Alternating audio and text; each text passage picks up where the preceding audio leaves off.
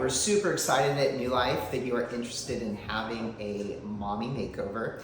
And I'm just gonna go over today just the most common questions and concerns people have about mommy makeovers, because it's something that we do all of the time, but there's often these common questions that I think is just so helpful for you to know. So when we talk about a mommy makeover, what does that include? It really is any type of surgical procedure that we can do that can kind of help get you back to the body that you had, prior to your kids. So the most common thing would be focusing on your tummy, doing a tummy tuck, possible liposuction. That's kind of based on my evaluation of you. And then doing some form of breast surgery. It might just be a breast lift, it could be a breast reduction, it could just be a breast augmentation, it can be an augmentation with lift. All of those things too are something that we do in our evaluation and our consultation process. We can determine the right game plan for you. But here are the common questions people have, and obviously it's going to be how much time do I need to take off of work, or what I'm at the house working. What's the recovery like? So the recovery really is obviously different for every person. Every person recovers a little different, but I'm going to give you just the generalities. And in general, we see that most people at 1 week are back to driving. So generally after 1 week, you're back in the car and you're able to drive. Getting back to walking, we want you to start walking the next day actually. So the next day we actually see you here in the office. You come in the office, you're walking here, you're walking a little bit slower than normal, but you're up and walking, and that's super important. And I'll explain why that walking is super important in a few minutes. But you're up, you're walking immediately after 1 week. We want you walking even up to a mile, 2 weeks, 2 miles, 3 weeks, 3 miles. So every single week as you progress after the surgery, you're walking more and more. And that walking helps with so many things, and that's what I'll discuss right now. But the first thing walking does is you do not want to get constipated after a tummy tuck part of the surgery. And if you get constipated, that's where you're going to really have the most pain afterwards. And it normally is 4 to 5 days after the tummy tuck. You have not been able to have a bowel movement because you've been immobile. And so making sure you're up and walking, one, helps prevent constipation. The second thing is we've never had a patient ever get a blood clot after surgery. That's something people hear about. It's like, oh, am I gonna get a blood clot after surgery in my legs? Well, we've never had a person get that because they're up and walking immediately after. The third thing is it just helps with your overall circulation. It helps with your blood flow, helps with your swelling. So those are some main things why we want you up and walking soon after the surgery. The next thing is, from a time standpoint, is, well, when can I start getting back to the gym? And in reality, you're gonna look so good afterwards. You're not gonna immediately need to hit the gym after one of these surgeries. But we do know it's important for your health. We do want you to get back in the gym. But I normally tell people at least for the first 6 weeks, don't be really going into the gym. Just be focusing on eating healthy, making sure you're getting your 100 grams of protein every single day, whether it's by food or in fluid format, but you're intaking 100 grams of protein in the first 6 weeks after any type of cosmetic surgery is super important. So making sure you're eating healthy, making sure that you are walking, but you don't need to really get back in the gym within the first 6 weeks. Well, I want to just get on the treadmill in the gym. Well, if you just want to get on the treadmill in the gym, that's fine. But I wouldn't recommend getting on the treadmill until normally week 2 or 3. After week 2 or 3, you could definitely, especially if it's hot outside, you're in the Texas heat, you're like, I don't want to be walking outside, it's so hot, and you have me wearing this faja. I want to just be able to walk in somewhere that's cool, there's a treadmill in the gym, that's fine. But normally take a few weeks off before you do that. Lifting in the gym. So we have ladies that are generally focused on maybe just toning, and then we have ladies that are just really, really strong and they're heavy lifters.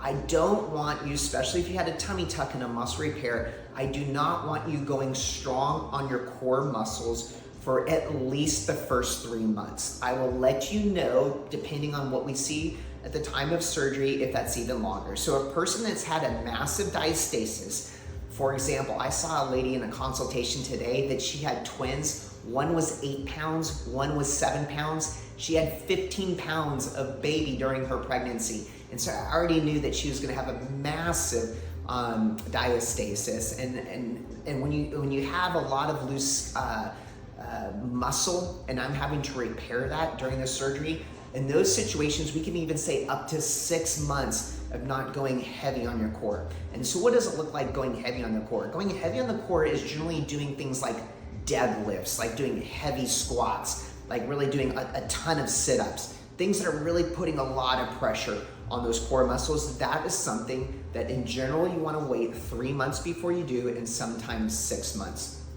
However, you can be at the gym, like I said, at the 6 weeks, and you can start working on more cardiovascular, more toning, things like that. You can start doing at the 6 week mark, okay?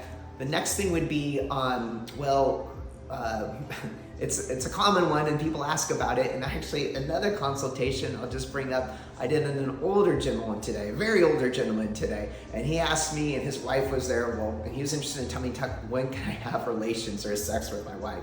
And that is something I know it's kind of embarrassing, but whether it's a female getting a tummy tuck or the male getting a tummy tuck, we want to wait 6 months, sorry, not 6 months, 6 weeks before any type of relationships. When we're talking about incisions healing, we talked about the importance of protein in the diet. The next thing though is you do not want those incisions to be contaminated with any forms of water that could be bacteria, that have bacteria in it. So what does that mean? That means for the first 6 weeks, you should not be placing your incisions in any type of pool, a pool that it could have contaminated water, jacuzzi, or river or lake or ocean. So any type of bacteria contaminated water, you do not want to submerge your incision into. So you could still go to the pool, you could still hang out, but just don't put your incisions into the water. So that's for the first 6 weeks. Some other things though is immediately after the surgery. What's that look like? If you've had a mommy makeover and specifically you had a tummy tuck, then you need help initially at home. This is not something that you're gonna go back to the house and be managing the house in the next few days. You really need a good 72 hours with someone at home,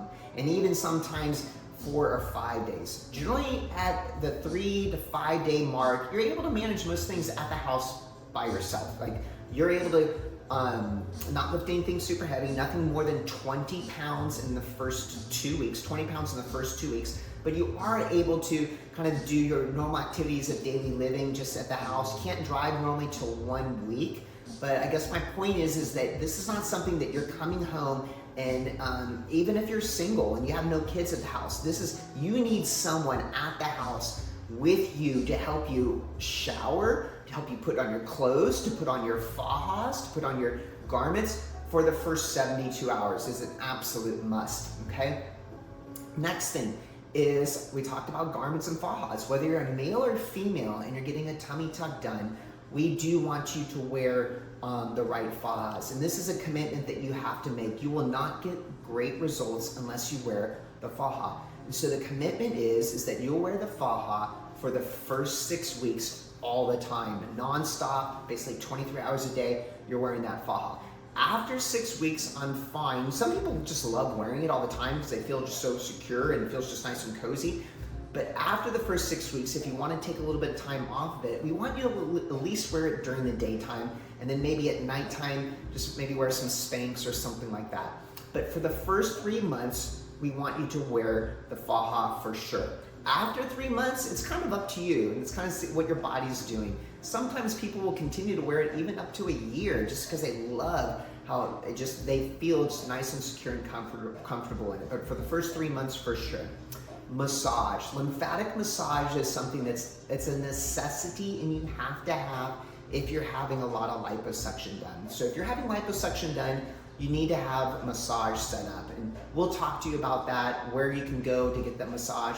But I generally recommend anywhere from 5 to 10 massages being set up immediately after post-op. I love even you starting them the next day after, because when you have liposuction, there can be this fluid that accumulates, and we want to get all that fluid out the tiny little incisions that we make so that the healing process goes faster, because the longer that you have inflammation, the more pain that you're going to have, and the results won't be as good. So please, please, please, it's a necessity. If you're getting a lot of liposuction done, and we'll determine that at your consultation, you are going to need to have massage set up for you. So another very important thing, and I had another lady come in for a consultation today, and she was just flat out just kind of scared about the whole thing. Like, I don't know if I want to have an elective, tummy mommy makeover surgery, because, I've got kids at home, and, what happens if, X, Y, and Z happens during surgery. And I'll just let you know that this is body contouring surgery. The risks are very minimal. So when I put it in perspective for this lady, it really helped her just feel a lot more comfortable with it. So let me explain what that is. So things that you could be concerned about is, number one, is people hear about, people going and having surgery and getting these terrible infections, and the infections just becoming overwhelming, and then they get sepsis, and they end up dying from it, right? That is extremely rare, less than 1%, extremely unlikely. And so why is that so unlikely in how we do surgery? Well, it's because we do so many things to prevent that. You start out the night before using a body cleanser called a HIBA cleanse that you wash your entire body with. And that's just kind of just getting rid of any bacteria on your skin. The next thing you do is when you come in for the day of surgery, when we're prepping you and getting you ready, we clean your skin with with betadine, which just basically helps just, again, eliminate all the bacteria on the skin. So it's another preparation you do. We then, during the surgery, give you more antibiotics in an IV, again, to make sure that there's no infection afterwards. After that, we give you oral antibiotics. So there's 4 lines of defenses of multiple things that are done to really prevent the chances of getting any infection. So, do I ever see infections? Yes, I do. When are they seen? It's normally 3 to 4 weeks after a tummy tuck. You're picking at your belly button for whatever reason, your hands aren't clean, and you get a little bacteria infection in the belly button and it turns red. Literally, that's generally, if we see something, that's generally what we see. So it's not common to get an infection. Well, what do you do about that? We just call in some antibiotics for you. We take a look at it, see that it's just a little infection in your belly button, we call in some antibiotics for you. It normally clears up within a few days. But from an overall chances of getting a serious infection that could cause you to go to the hospital or need IVs, that is extremely rare. Blood clots. I hear about this thing about you have a tummy tuck and you have an increased risk of blood clots. That chance is less than 1%, extremely small. Why is it such a small risk when I thought it was a little higher risk? Well, we do things differently now. Maybe 20 years ago it was higher risk 20 years ago.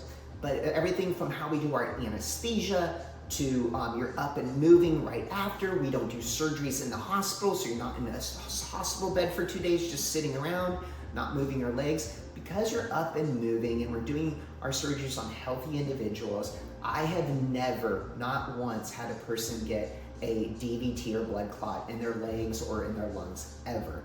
And I don't see it happening. It's less than 1%. Could it happen? Yes. But what are things we're also doing during the surgeries? During the surgeries, we're using something called sequential compression devices, or SCDs. That's helping move your blood in your lower extremities, in your calf areas, in your lower legs, to help also prevent it. Or also, if you're at higher risk of having blood clots, and there's some factors that could be, and we'll discuss it. Sometimes we'll give you a blood thinner medication to take after the surgery. Sometimes we use a blood thinner medication during the surgery. There's all these different things to help prevent blood clots, but my point is it's less than 1%. It's very, very uncommon.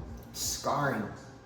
I'm just concerned I'm gonna have a scar and I don't like how scars look. I get it. None of us like scars. However, I've never had a person ever say that they wish they didn't have the surgery because of the scar, right? The scars are generally placed in areas that will only be seen with your clothes off. Second, the scars normally heal up very, very, very well. And if there is some areas that look a little thick, we'll do things about it to help thin them out or to remove them and help them heal better. The thing that's not under control, both for you or for me, that we can't control is your genetics. So there are people that get these really, really, really thick scars, but you would already know about it because you maybe have had previous surgeries and you've seen one of your incisions heal and you get this really, really thick scar. that's harder to control, but that is very uncommon. And if you do have a history of it, there are some things that we can do to help prevent that from happening. And we do our very, very best. But really having a scar and the scar affecting whether or not you have the surgery, again, most people would never complain about the scar with the amount of change that they have and the results they have. It's just really not an issue. Well, doc, what about the anesthesia? What's anesthesia look like? I'm afraid I'm not gonna wake up from surgery, so on and so forth. Well, I'll just explain to you. We do the majority of our cases, almost all of them, under TIVA, or total intravenous anesthesia, where our anesthesia provider gives you medicine in the IV that puts you to sleep. You're sleeping through the procedure, but you're able to breathe on your own, so you're not under general. And so how does that work? Well, we're able to shut off your body, shut off your mind, shut off your memory, shut off your pain, shut off everything except not shutting off your breathing. So you're still able to breathe on your own. You sleep through the whole case. It's similar to if you've had a colonoscopy done before, where you have a colonoscopy, you're sleeping through it and you wake up and it's done. It's the same type of medications that we're using for this procedure. So we can do the majority of our procedures not having to use general anesthesia where you're intubated on the breathing machine. And if you're gonna have that, we would definitely tell you that before the surgery, but that's very unlikely that you'll need that. And so from an anesthesia standpoint, safe, very effective. You won't remember anything of the surgery. You definitely need someone to take you home afterwards because you're super tired. In general, how the anesthesia works, you won't remember anything normally 10 to 15 minutes before the surgery, and you won't remember anything 2 to 3 hours after the surgery. So it's very effective, works well, and it does not put you at risk that general anesthesia. Even though general anesthesia is still very, very safe, we're able to do the majority of these without general anesthesia. The next thing is pain medication. And how do we handle your pain? Well, back in the day, narcotics were used a lot, right? And I even used them on our guests, you know, like it was like every doctor would use narcotics to help with pain. Well, narcotics now, there's a lot of downsides to it. And you've heard about it in the media. Number one, it's addicting. And I don't really worry about that so much, the addiction, although it can happen. What I worry about is really it slows you down. It affects your fogginess in your brain, and the really severe thing is it can cause some severe constipation. And constipation after having a tummy tuck or any surgery is some of the worst pain that you can have. Talking to another consult today, she was explaining, oh yeah, I remember when I had my C-section done and I couldn't poop for 5 days, and having to poop after 5 or 6 days was actually worse pain than recovering from my entire C-section. That pain was so bad, and I totally understand. And so we do not give narcotics because we want to limit your chances of getting constipated. And the things also that you can do, we already talked about walking for constipation. The other things that you can do is you make sure that you drink a lot of water, a lot of water. So you go into the surgery drinking even a gallon of water daily the first few days before of it, so that you're not dehydrated at all, because you will get dehydrated a little bit from the surgery because we're removing skin that has water. And then after the surgery, really making sure you're drinking enough fluids. So drinking enough fluids, walking, not taking narcotics. And then the last thing is, everyone asks, well, what should I take to prevent constipation? Everyone's body works differently with different things. So here's the main things that I see. I see Miralax works well. I see fiber supplements. Fiber supplements work well with people, and sometimes milk of magnesia. If none of those are working well, go straight to milk of magnesia. That oftentimes works well. So those things help prevent constipation. But getting back to the pain and how we manage your pain, we just do it with some medications that don't cause constipation. So we actually have you just take over-the-counter Tylenol. You can take up to 2 tablets of that Tylenol 4 times a day. So that's 4 grams of Tylenol. The extra strength Tylenol is 500 milligrams. You can take 2, so that's 1,000 milligrams, and you can take up to 4,000 milligrams or 4 grams of Tylenol a day. We give you ibuprofen, 600 milligrams of ibuprofen, and you can take that 600 milligrams of ibuprofen 3 to 4 times a day. We also give you a muscle relaxer. The muscle relaxer we give you also helps just with your pain. Then you can take that muscle relaxer 3 to 4 times a day. So we give you multiple things that you can take. If that's still for some reason, and at 95% of the time helps everyone with their pain. They really don't have pain after that. There are some other medications that are not narcotics that we can call in for you, but we rarely have to do that. Another very common question is, when can I go back to work? And that depends on a few things, right? Obviously, if your work's very intensive and there's a lot of labor and you're having to lift heavy things, it's gonna be a little bit longer than a person that just has a desk job. But in general, this is what we do. So in general, the earliest you're gonna go back to work is at 1 week. And we actually have a lot of people that do go back to a desk job at 1 week. But if it's not a desk job, I normally think taking at least 2 weeks off is good. We have people all the time go back to a desk job at 2 weeks. So who would need a little bit more time? Well, we have law enforcement, both men and women, that have to wear, that can't do the desk job, that have to wear, the belts, carrying armed equipment and things like that. They sometimes won't even recommend it be off for like a month. But the majority of our guests that come into our practice that aren't lifting heavy things, that are not labor intensive, are normally able to go back to work at 2 weeks, some as early as a week. Now, a lot of people are working from home. We see that very, very common. If you work from home 1 week, after a week, you can easily work from home. Take that first week off. Just use it for time to make sure you're eating healthy, drinking your fluids, making sure that you're feeling well. But if you're just working from home, you should generally be able to go back to work at 1 week. Another very important thing is your diet, right? Your nutrition intake, both before, and we talk a lot about this even in our pre-op visit, and we talk about it during this or after the surgery, immediately after. But I think it's important that you do know that there's a commitment, that you do need to eat healthy.